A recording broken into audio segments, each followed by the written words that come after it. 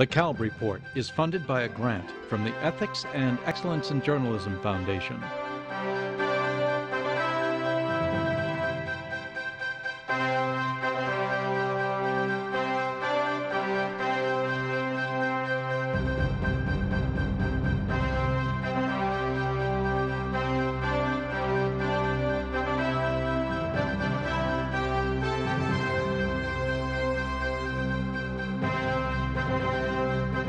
From the National Press Club in Washington, D.C., this is the Kalb Report with Marvin Kalb.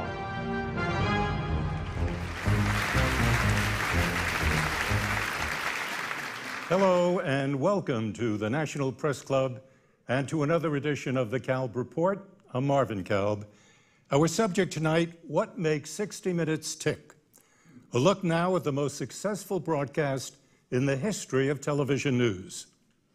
Our guest, the executive producer of 60 Minutes, Jeff Fager, who has had this job since 2004, but who has worked for CBS since 1982. And CBS News correspondent Lesley Stahl, who has been one of the regulars at 60 Minutes since 1991 and who joined CBS News in 1972. I want to note here that Lesley and I were colleagues in the Washington Bureau of CBS News at that time. 60 Minutes has been on the air for 40 years. That's a very long and distinguished history. And normally I would begin questioning our two guests at this time, but I thought you would like to see this autobiographical introduction provided by 60 Minutes.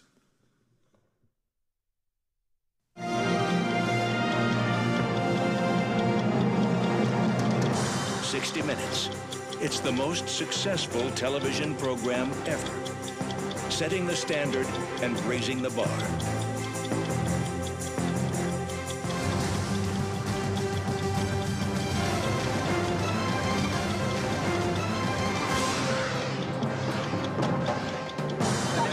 Several men struggled for our cameras.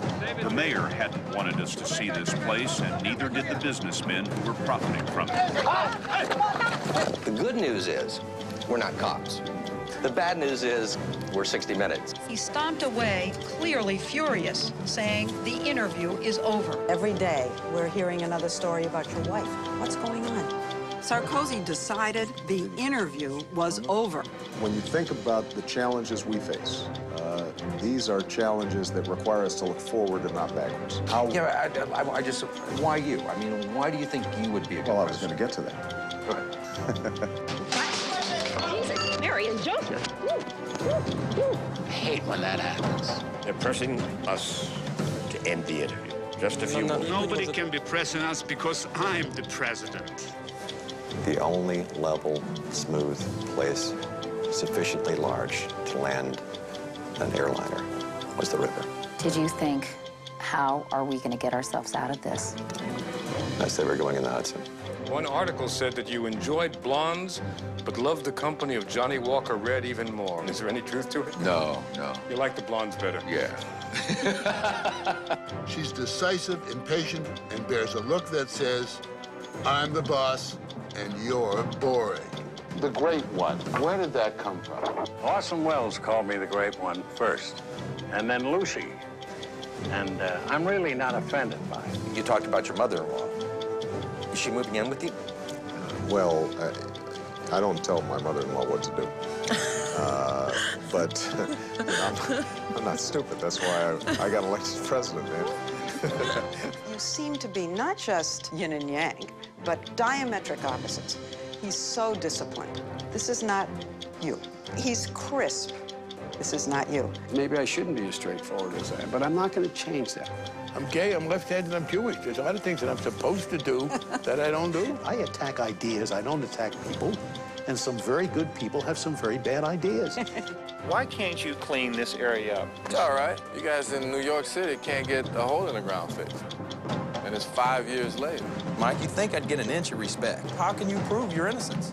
Apparently, you haven't done it yet. Most people in this country think you are the face of evil, don't they? You're a crook and a murderer. That's what they say. Doggone, I wish they didn't say that. We're breaking the law. okay? We're breaking the law. You're granting too many people loans who simply can't qualify. How long did it take you to figure out that there was something wrong? It took me 5 minutes to know that it was a fraud. It took me another almost 4 hours to prove that it was a fraud. You can't be proud of Wall Street. I'm not proud of a lot of things. The Fed chairman never does an interview. I wonder, why are you doing this? This is the biggest oil project in history. This is gigantic. For the first time in 40 years, my left hand did this. I almost choke up saying it now. I didn't meet one single mean dog. Oh, is this his head up here? That's his head. When you leave the hotel room, does it occur to you that you might not come back? Always. The whole population could be wiped out. Could be destroyed. There have been suggestions, particularly amongst Benazir Bhutto supporters, that you may have had a hand in her killing. They took us to this former Taliban command post less than 10 miles from the Afghanistan border to show us what they've been up against. We were with a unit when shots suddenly rang out, whizzing just over their heads and hitting the wall behind them.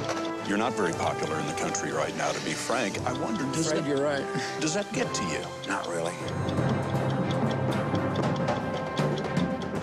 What is this? This is 60 Minutes. Wow.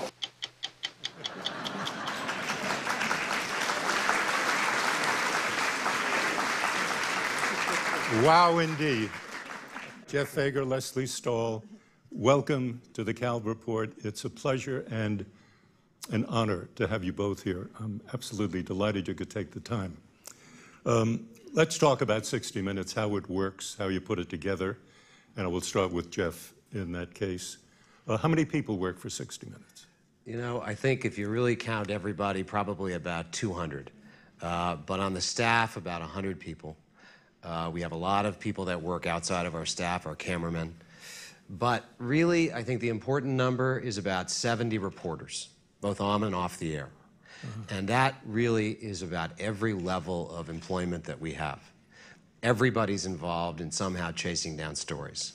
When you talk about reporters, 70 of them, there are not 70 Leslie Stahls, but you're talking about a lot of the producers who go out and cover stories as well. Correct. I mean, on and off the air. Right. A lot of people consider themselves reporters at 60 Minutes, and they are. They're chasing down stories. Leslie works with a team of people who are always, she just got off her BlackBerry, always talking to her about the stories that they're chasing on her behalf. And that's a huge part of what we do, which is really one of the exciting, I think, aspects of 60 Minutes. It's so much about reporting. How many weeks of the year do you have clean, fresh, original reporting on the air? I like to think every week, and I believe we do, because you know, in the news business, it's very difficult to be entirely original. And if you look at even, say, the war in Afghanistan, we like to think that the area that we're reporting on is original, and what we've dug up is original and unique. What Leslie's had on just this season, most recently, the story about the dinosaur discovery, was incredibly original in many ways. So, you know, it's a goal of ours, Marvin. A goal of ours to be as original as we possibly can be. I know, but are you putting on a fresh program every single week of the year? Oh, I understand. We actually put on about 35 programs that are fresh a year. We do about 100 stories a year, and then we go into repeats for about 4 months. Okay, so if you do 100 stories, and you've really got 10 reporters and correspondents such as Leslie, then each one of them, what, has to produce 10 stories a year? Well, actually not. There's not an equal distribution of the stories. Leslie pulls a lion's share, along with Steve Croft and Scott Pelley, and account for about 60 of those. So that's a significant amount that those three do. And Morley Safer and Bob Simon each do about 10. Because Morley is thank God he's still with us and didn't retire entirely, but he cut back. So we've made room that way, and we have some contributors that do about 5 a year. What's the budget of 60 Minutes? Yeah, I'm not going to be able to tell you that. I don't think, Marvin. Why? I can tell you that it's a high number. What's the budget of CBS News? I don't know that number, but I can tell you that the amount that You do know the number for 60 Minutes, though. I do know the number for 60 Minutes, But you yes. can't tell us? I'm not going to tell you. Why? I just, it's privileged information. I don't think it's appropriate. I'll tell you one thing that's relevant. It's a lot. I think it's relevant. No. It is. And I actually think that the number is more significant than I think people would imagine. CBS commits an enormous amount of resources to us, and it does cost... We make a lot of money for them. And we do. It costs a lot of money to do what we do, though. You start talking about serious reporting that takes months and months, or you go into a war zone with heavy security. It's expensive business, and that is a real source of pride for us, too, which is that we have been able to maintain a story budget that really hasn't changed much. It certainly hasn't gone down. And that's important because we couldn't do what we want to do and what we think our viewers expect from 60 Minutes without that kind of support. I don't want to press you on this unnecessarily, but I think everything that you've just said adds up to an answer to my question. Yes. How much money does this all cost? A lot. Are we talking about hundreds of millions of dollars? No, we're not talking about that, but we are talking about a lot of money. It's, you know, it's not the kind of thing. Okay. You're not going to get it. You do what, 10 stories in the course of a year? I do more than 20. More than 20 in the course of a year? Usually. Not every year, but yeah. How do you come up with the stories? Is it your own idea? Is it Jeff's idea? Is it your producer's idea? How does All that happen? of that. All of that. All of that. People call, people send in letters to us. We read foreign newspapers. Every now and then Jeff comes running down the hall with an idea. We're always on the lookout. There are, as Jeff said, each correspondent has a team.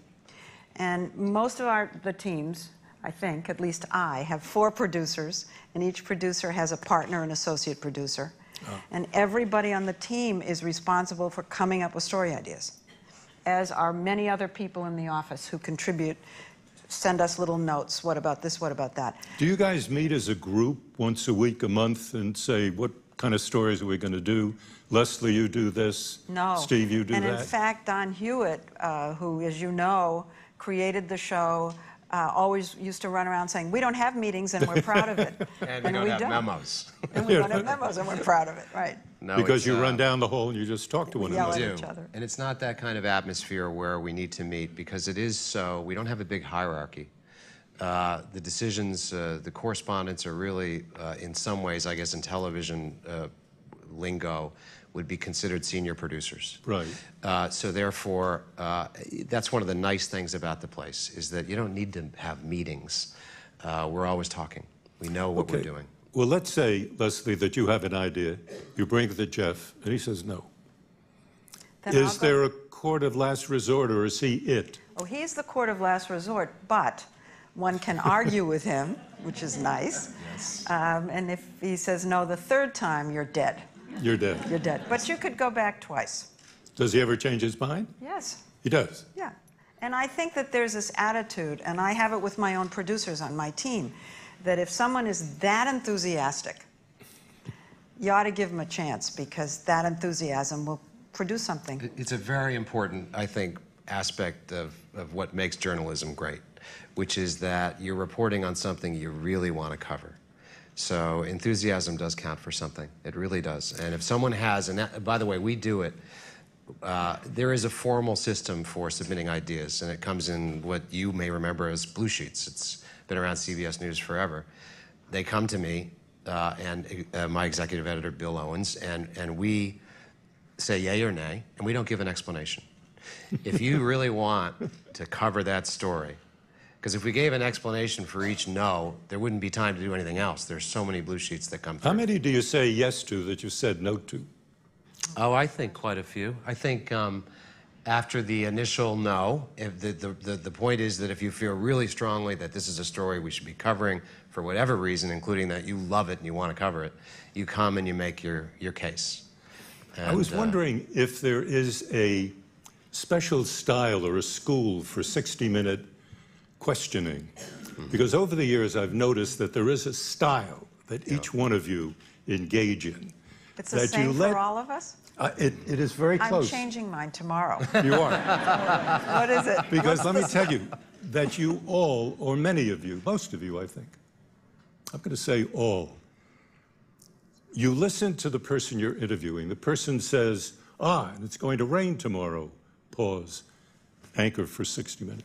Rain tomorrow. Pause. Waiting for the other person to speak. And that technique was started many years ago by Mike Wallace on Night Beat in New York in the 1950s. And I was wondering, quite seriously, whether that is something that you just pick up, it's in the air. I think Leslie should answer the question about how she thinks about the questioning. There are some important things you just brought up. One is that the exchange at 60 Minutes is so important. So they really do prepare, I think, more than almost any other reporter for the actual interview, because it's also a bit of a performance, but it's mostly because we like to get information in the questions. Sure. And the exchange at 60 Minutes, I think one of the great things about the broadcast is that it doesn't, the stories don't feel that long, because I think it's easier to watch. It's easier to follow when it's two people in a conversation. Mm-hmm. But you mentioned Mike Wallace, and he is such an important part of what we are today. And it's interesting that if you go back to Night Beat, I think of Don Hewitt and Mike Wallace as sort of Lennon and McCartney. One couldn't have existed or succeeded without the other. And yet, they were always fighting with each other. And thank God Wallace and Hewitt lasted as long as they did. But he so much brought the interview style from Night Beat. It was Mike Wallace's interview style. And meshing that with Don Hewitt's, I think, knowledge and appreciation and values that he learned from Murrow and the people you worked with, Marvin, really was an amazing combination that created the electricity, I think, that resulted in 60 Minutes. And one of the techniques as well, let me run it past you and hear what you've got to say about it. In a normal CBS newscast, the reporter is voiceover and perhaps a 15-second beginning or an end. 60 Minutes is radically different.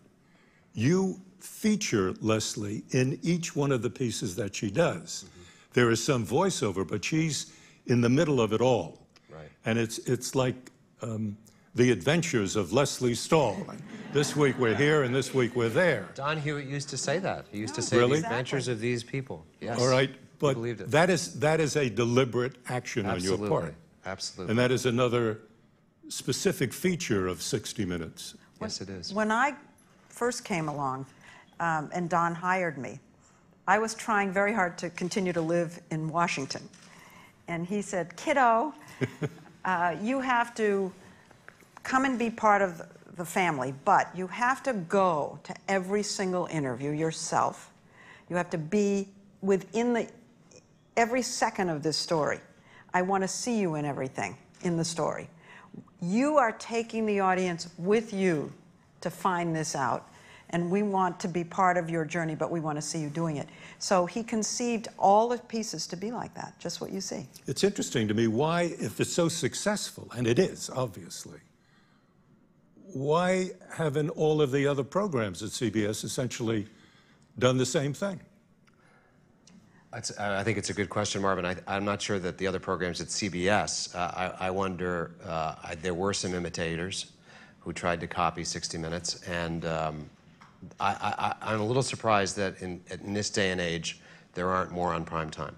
Yeah. Because that has what we do is not done elsewhere. Well, you did do 60 Minutes too. We did. And you ran that, yes, I did. That program. And it did very well. Why isn't that on the air now? It's a good question. I think it's unfortunate because it really was a great place to work for a number of really talented people. It just, I think that for a while it was probably overdone. There was too much primetime news. Mm-hmm. And these things are cyclical. And look, it's a business.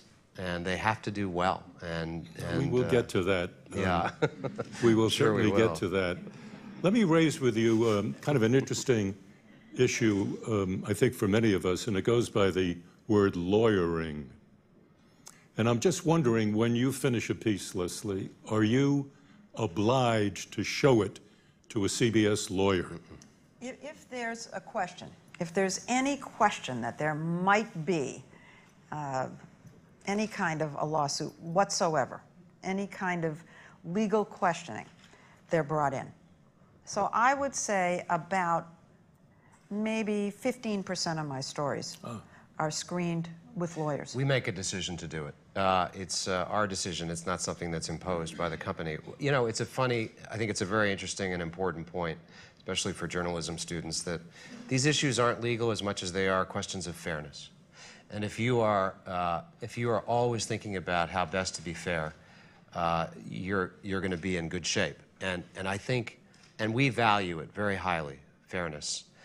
We actually have one individual whose entire job is to read every transcript ever set into tape and to come to every screening to make sure that people aren't taking out of context or that true meaning in an interview is not characterized in the body of the story. Is that a lawyer? No. No. She's a journalist, a trained journalist, and that's an important role that you wouldn't find, I think, in any other broadcast that Don started years ago, and we value it because, of course, nobody really does it intentionally. It just happens that when you're working with all that interview material, and 12 minutes is not a lot of time for a videotaped story, and ours are somewhere between 12 and 14 minutes.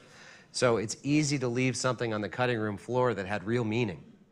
And we've had some discussions where this person will say, are you really letting the person say what he really meant to say? So if you know, did you beat your wife? Yes, but you've got to let him say the but, and that's her job. If not say it, at least characterize it in the story, the position. So I think it's important, Marvin, because it's such a big part of our tradition that there isn't an imposed legal screening, but we recognize when we're going to need it. Well, just to be clear, but the call is yours. Yes. It doesn't come from outside the shop. Correct. At 60 Minutes. Yes. There is not a lawyer assigned to 60 Minutes. Well, there are lawyers who work for CBS, actually very important figures in our broadcast history, Rick Alterbeth and John Sternberg, who have been the lawyers who come to screen when we ask them to come. They are within CBS Inc. In other words, they're not part of CBS News. Okay, explain one other thing to me. Over the last couple of years, I mean, I remember 60 Minutes when there were 2 and then 4, then it would inch to about a half dozen other correspondents. But now you've got 10, plus Andy Rooney. Mm-hmm. And among the 10, there used to be 2 CNN people. Mm-hmm. There's now, I believe, 1 CNN person, Anderson Cooper, who's a fine guy. I've never met him personally, and I'm sure he's a great journalist and all of that. But what do you have to go outside of CBS for? It's a good question. You know, what I'm proudest of is that in our team, we have some of the finest people who do what they do. And it's still a place where someone like Anderson Cooper, who I think is at the top of his class in terms of reporting and in terms of the future that he offers and his abilities. Why don't you just hire him? Well, I'd love to. You had John Klein on not a few years ago. He's the one to ask, why don't you let Anderson out and he can go to 60 Minutes from now on. Right. You know, is that what he would truth, like to do? No, I don't. I don't know. Really, he could get me in trouble here. Careful. I actually, to address your question, I think when Leslie joined, when Steve joined and Meredith joined, there were 6 correspondents. They brought in Chris John. Mm-hmm. I think there have been between 5 and 6 and a couple of contributors.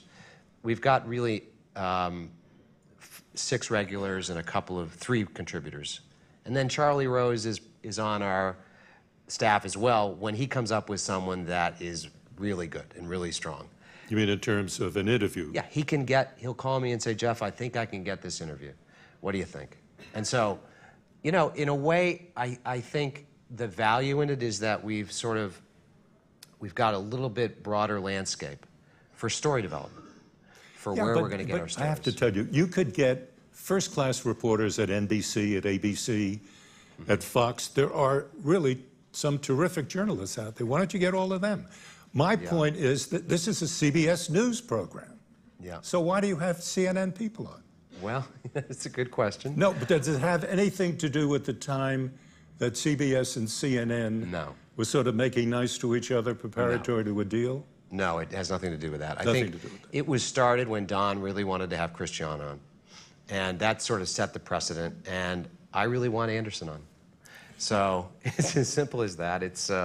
He's a terrific reporter, and I'm glad that he wants to be there, and I love having him there. I'm sure you do. Let me at this point remind our listening and viewing audiences that this is the Kalb Report. I'm Marvin Kalb. We're discussing what makes 60 Minutes tick with CBS correspondent Leslie Stahl and executive producer Jeff Fager. What is the secret of your success?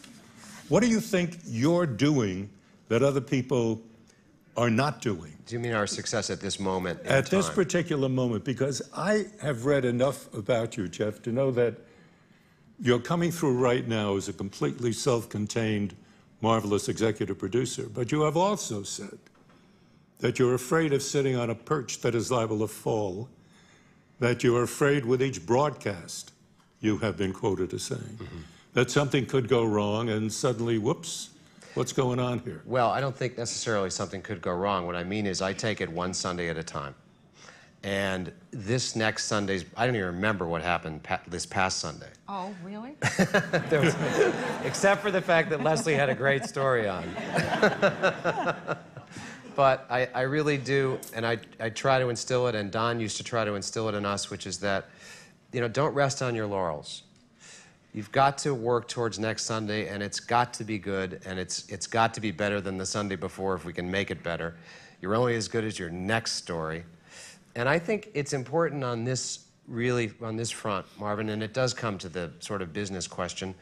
I feel incredibly lucky that we get to do what we get to do. Absolutely. And I never take it for granted. And I think that would be a first-class mistake for any of us to do. That we have this brilliant legacy to live up to, and we believe in it, and we're proud of it, and we better work hard to make sure that we don't let it go. Can I answer your question about what makes the success of the broadcast? I believe this from the day Don Hewitt hired me, and Jeff has maintained this same sort of basic philosophy. And that is that really nobody does a story they don't want to do, and that they don't push and fight to do. We propose our stories, and then if Jeff says no, we go in and fight for them.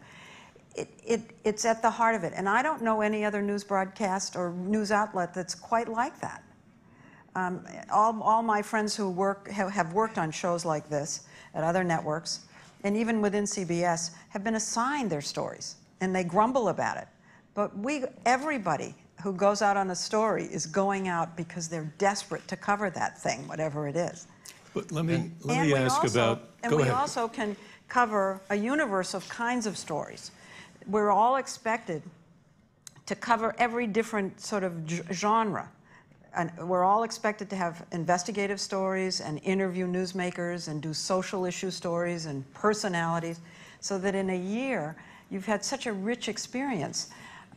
You're always ready to really go further, work harder, because we like we like the subject. And let me follow up though one more time, Marvin, which is that the other aspect I think of our even more recent success, which is the past 3 or 4 years where our audience is going up, I think also is reflected in the fact that we try to be as current as we can. We really try to, I think what's missing in a lot of American television, and it's missing on prime time, commercial television, is a deeper understanding of these important issues that we're facing in this country, and they are big issues. And I really think that there's value in that for us, that's something we do well. We take a big important issue and we can dig down deep and give people a much better understanding of it. And we try to do that as often as we can. Jeff has really pushed us to be more on the news than we had been for a few years before. And this is a slight turn that Jeff has made, and it's been healthy for us.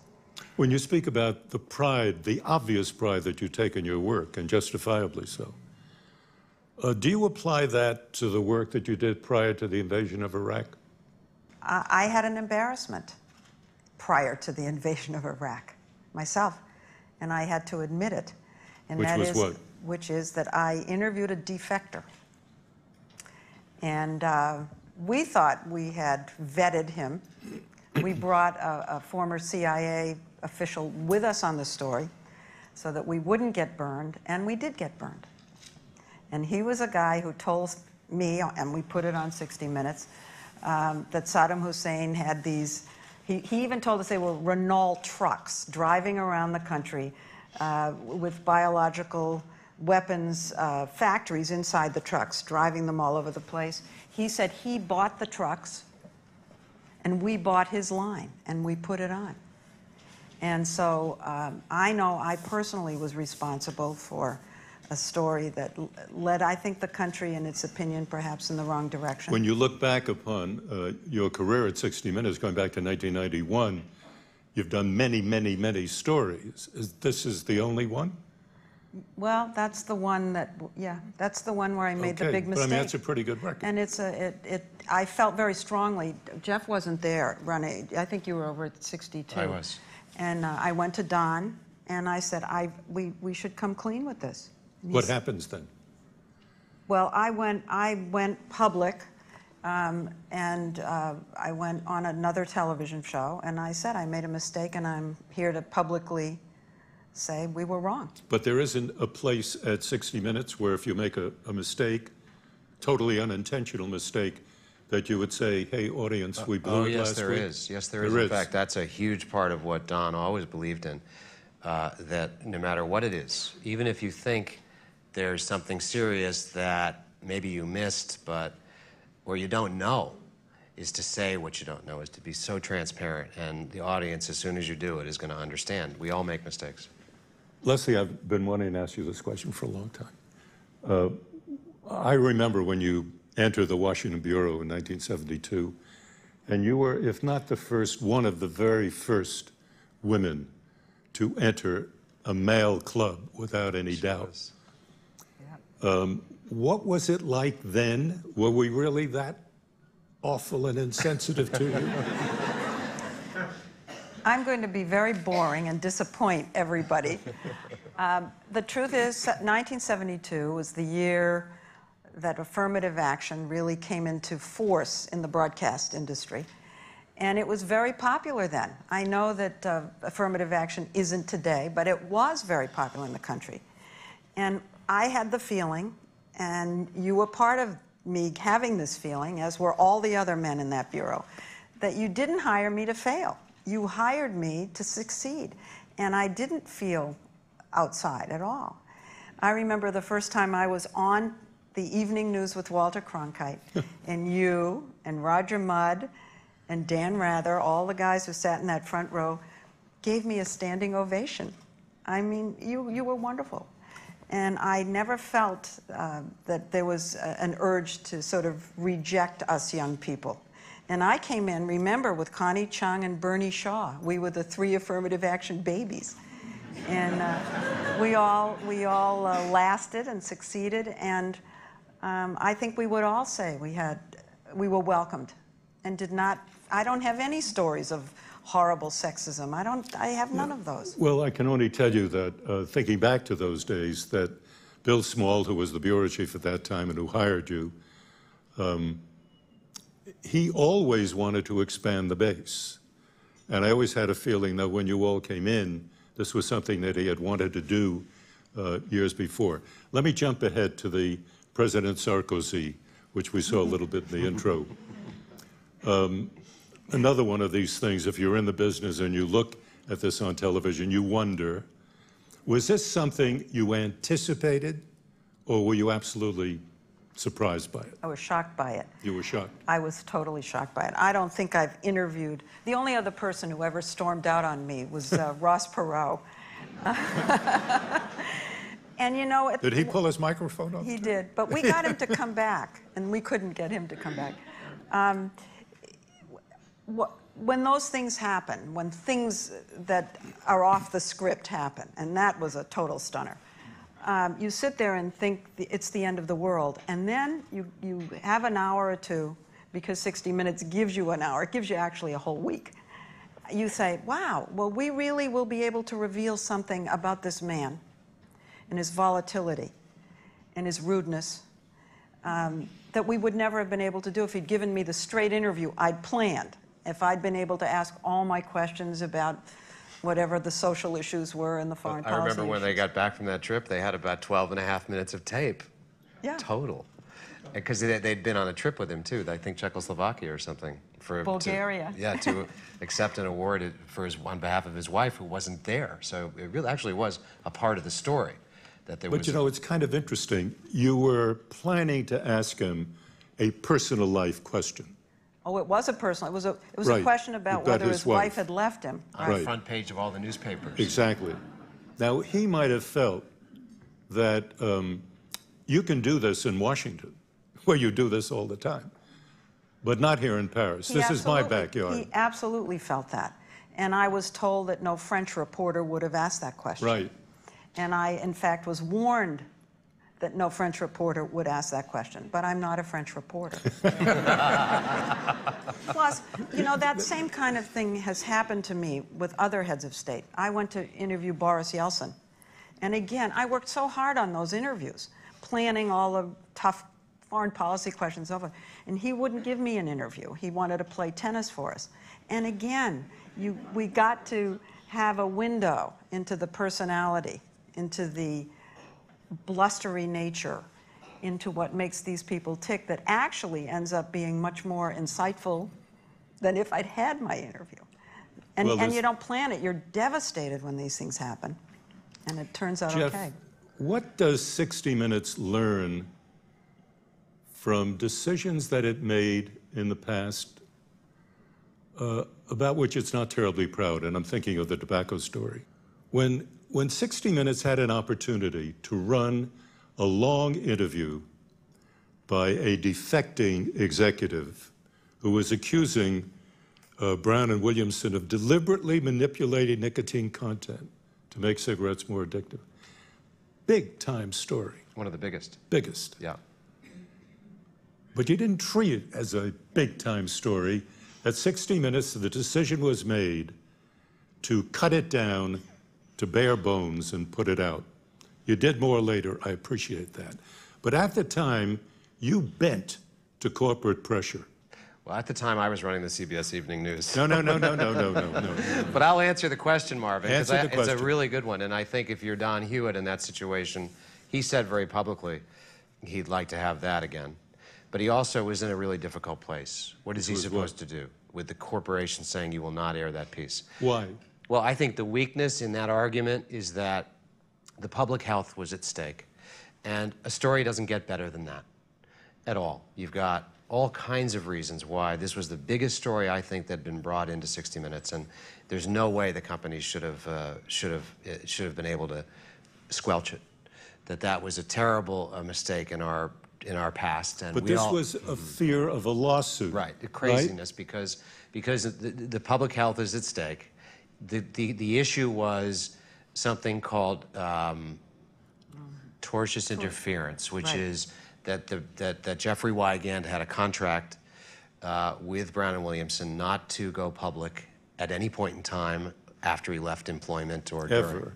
Ever. And he changed his mind, decided to do it at CBS. And Lowell Bergman. You had a terrific story. And Lowell Bergman did a great job of reporting it and bringing that story in. And my point, what I'm trying to get at here, is can you imagine that happening again? You're now the boss. Right. Some big story comes your way. Right. Under what circumstances would you, Jeff Fager, cave? I want to think that if that were to happen, and I think if Don could do it again, that you would never cave, that you would have to say, you're going to have to find someone else to do it, to put this broadcast on the air. And I know that Don would have loved to have had that again. Because Don, at that point, was the most important figure at CBS. He just was, and he had the ability, and but it was difficult because, again, the company is saying to him, you can't run it. What's he going to do at that point? You can quit. You can quit. That's the only option that you would have. I mean, that happens in the U.S. government very rarely, and my brother was in the audience, did that at one time. When there's a matter of high ethics involved, somebody can quit. Yeah, that's you right. can make a public statement. Yeah. So Marvin, I mean, you know, the truth is that we do very tough stories all of the time, and we're dealing with the aftermath of that on a regular basis. Okay. I'm proud to say that our company today respects a church and state line between 60 Minutes and the corporation, and we never hear. Why did you do that story? Then I've got to ask you the next question, where you were involved. When Dan Rather in 2004 did the story about President Bush, yeah, based on one or two documents that might have been falsified, but at that particular time, Dan was making the point in his story that President Bush, obviously well before he was president, was using preferential treatment to avoid service in Vietnam. Big story, particularly when the president is running for re-election. From the outside, what that looked like was not only corporate caving, but it wasn't corporate, it was government caving. That the government was so, the White House directly, was so eager for that story to be humiliated that CBS News, where I worked for 25 years of my life, CBS News decided first to get rid of the anchor, the CBS Evening News. Then when he went to 60 Minutes, he wasn't there for a long period of time either, and then they dropped him totally. What was CBS up to then? Well, first of all, I mean, I have to recuse myself a little bit because I wasn't involved. Marvin, you weren't? I'd already gone to 60 Minutes at that point. I was running 60 Minutes. You're always ducking this thing. Sorry. You know, that was a very sad chapter in our history. That's, I think, right up there with tobacco in so many ways. I think the unfortunate part of it, because yes, the story had real merit, but when you're going to use documents that are questionable, it hurts the credibility of your reporting. Absolutely. And so that was a mistake. And I think that the really unfortunate thing there, and the lesson is that we're all going to make mistakes in journalism, but for goodness sake, go on the air and say you acknowledge there might be something wrong here, even if you don't know what it is. Because even a couple of days after that broadcast aired, it really became apparent that there was something wrong with those documents, even if you couldn't prove their authenticity or not. There was something wrong with them. And our job is not to say to the viewers, you prove to us they're wrong. Our job is for the viewers to appreciate that everything they see has been vetted. And everything we put on the air is going to be accurate, and that we believe it as we've sourced it out and as we've checked it out, it's going to be right. So that, to me, is the kind of snowball that went out of control in that issue, which could have been solved right away, as we had said earlier tonight, by one of the things Don Hewitt believed and practiced on a regular basis, and he did it himself one Sunday. Get on the air and tell them what's the truth here, or whether you're, even if you don't know what the truth is, tell them you don't know what the truth is. Okay. There are two issues here. One is the story, and one is the journalist. Right. As you said, every journalist can get something wrong. Leslie was acknowledging she got something wrong once. I remain puzzled and part of me offended, not by the first part, that something might have been wrong with the story, but by the way in which a corporation treats someone who had been with them for 42 years, who covered wars for them, put his life on the line time and again, fearlessly covered all kinds of things. And there is one story that went sour. Do you stand with him? Do you dump him? CBS dumped him. And I want to go on to other things because we can milk that one too badly.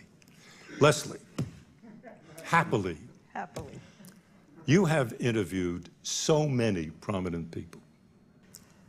Who was the one that you really look back upon and you say, "Oy, that was delicious"? I mean, that was just fabulous. Wouldn't it be awful if I said Sarkozy because he left, he walked out in the middle? Oh, you know, the one that always sticks in my heart wasn't on 60 Minutes at all. You know, there's a difference between Face the Nation, which I did for a while, and 60 Minutes. 60 Minutes is a taped broadcast interview. So you interview someone for 2 hours, and then you take out your best 15 minutes or 12 minutes, whatever it is. When it's live, it's live. And I interviewed Margaret Thatcher once live on Face the Nation. And we had a little tiff. And she, she turned me into a bloody pulp on my broadcast. What did she say? Well, I'll tell you the story. It was during Iran-Contra. And she used to come over here once a year, every year. And she was very close to Ronald Reagan. And he, at that point, was himself kind of bloodied by this scandal. And she came over to kind of buck up his spirits and gave me an interview on Face the Nation on her way home. And I said, well, how are you ever going to trust the United States again? We lied to you about these weapons to Iran. And she said something like, oh, my dear, our relationship is so strong and long-lasting, this is nothing. And I said, yeah, but they lied to you. I went at it again. And what about you and Ronald Reagan? Oh, our relationship is as strong as steel. And of course, I asked it a third time. And she said something like, well, my dear, why is it that I seem to love your country more than you do? And I was just a bloody pool. So I thought, you know, she was playing a game with me. That was my sense. I didn't think she was really mad. She was really mad. So I wrote her a lovely note. And she wrote me a wonderful note back, which I frame and have in my office. And she was so smart and so wily, and it really was one of my favorite interviews, even though I did not come out very well. What about one of the worst? Ross Perot was pretty tough. And this is a story, too, about Don Hewitt. Don Hewitt knew Ross Perot and wanted me very much to interview him. And I spoke to Ross Perot on the phone, and I went into Hewitt and I said, I'm not sure you're going to want me to go interview him. I don't think this is going to turn out to be the kind of story you're expecting. Because Ross Perot was saying that President Bush, the first President Bush, had tried to disrupt his daughter's wedding, and it all sounded cuckoo. And so I thought, I'm going to really press him on this, and he's not going to come off well. And Hewitt said to me, however it comes out, I don't care. Go do your story. And Don was a great newsman. And I did go do the story. When I was pressing Perot about his daughter's wedding, he threw the microphone and stormed off. We had to go back and get him back in the chair. And but you got him back. We got him back in the chair, and it was a tough interview. We weren't there to make him look like he was all together. One other question about, Jeff, your uses of different talent. Steve Kroft appears to get to do President Obama time and time again. Mm-hmm. Why is that?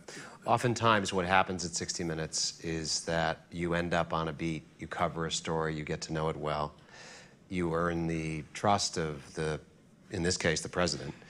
It's over the years, the White House has often had one relationship, sometimes more, but, and, you know, Steve expects that at some point that may go south and maybe another correspondent would do it because, but generally that's the way it works. When, you know, Leslie had a great relationship with the Reagans if she were to do, and I don't know that you ever did them for 60 Minutes. Probably not. No, Mike kind of had Mike ended franchise. up with that, yeah. So Mike had that Well, he had franchise. a good relationship with the Reagans as well. Yeah, yeah, and Scott Pelley did George W. Bush quite a bit. And Dan Rather did a lot of Clinton interviews for us. So it really, you know, it's part of, Steve got lucky because this guy he started covering in the campaign turned out to be president. How do you both see the sort of widening the scope now beyond 60 Minutes? How do you see the fundamental challenges right now to television news? Let's start with Jeff. Well, I guess what concerns me a little bit, aside from the fact that real reporting isn't done as much, particularly on prime time, it's not done at all really, is that I worry that television news becomes a lot more shouting, becomes a lot more extreme, and that the sort of average American gets left out. How do I figure out what's really going on in the world? Because I think that we're in that pattern right now. We're in a cycle right now where there's a lot of shouting and a lot of opinion, and I'm not sure what the value is there. Leslie, you've talked in the past about opinionated news, and you don't deal with that. You don't do that line of work. And I think that an awful lot of people respect you for that. But it is out there, and there appears to be more and more of it. 60 Minutes and most hard news programs will do she said, he said, and assume that the audience will reach their own conclusions. The audience now appears to want you to settle that for them. Absolutely. She said, he said, now what do you think, Leslie Stahl? Right. Now, how do you avoid that? How do you deal with it? Well, I know that the audience wants us to help them decide.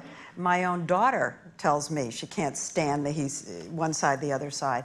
And I think at 60 Minutes, we do kind of gently take a slight little steering position, more than probably your evening news broadcast.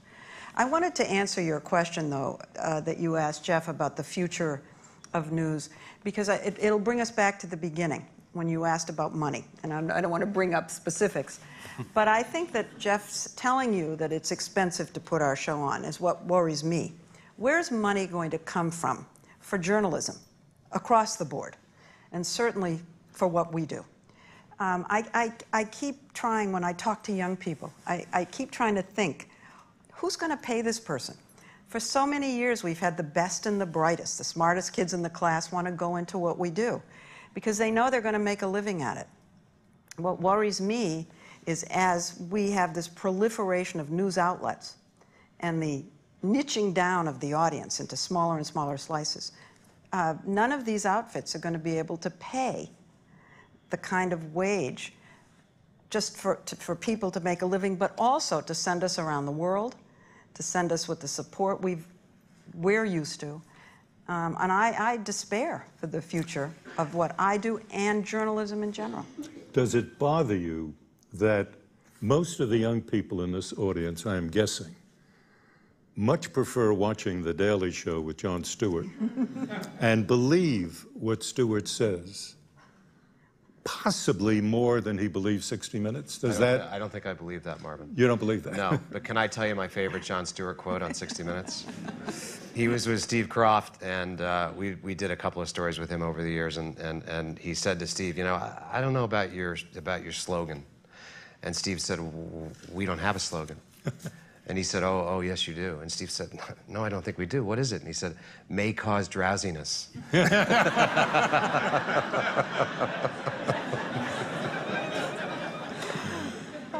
I think what you're saying about Stewart is that he does give his opinion. Yes, he does. And his news is, there is a truth. There's a truthiness in what he does.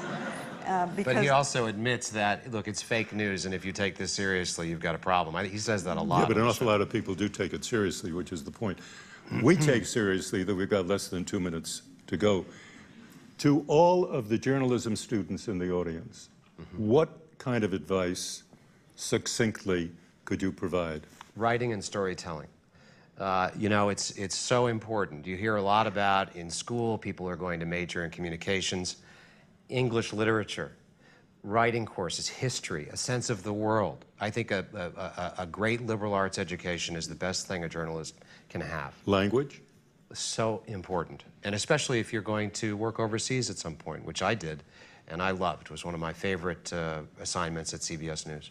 Leslie? I would say start your first job at the smallest place that'll hire you, because you'll really get to do the work there. And don't try to come to 60 Minutes, because you know what you'll do at 60 Minutes? Get me coffee. You should go work at the place... I got you coffee last week. Yeah, that's true. You should go work at the smallest place, because you'll do 5 jobs, but you'll actually do journalism. And that's what you want to do. It's a skill. You learn it by doing it. And the more you do it, the better you'll get at it. Do you encourage them now, given all of the negative stuff that they're listening and reading and all of that, do you encourage them still to go into the business? Yes, I believe there's always going to be a place for quality content. Leslie? I'm a little worried. You're a little worried. I'm worried. I know it's the best profession. I know I've loved every day, still love it, but I'm worried for the future. Well, many of us are worried, but this has been a very fast hour. It's the tyranny of the ticking clock at 60 Minutes and everywhere else. My thanks to our wonderful, marvelous audience here at the National Press Club and all over the country. My thanks to our two splendid guests, Leslie Stahl, Jeff Fager. And finally, my special thanks to all of you out there who still worship the idea that a free press is the best guarantor of a free, open society. As my old colleague Ed Murrow used to say at this point, good night and good luck.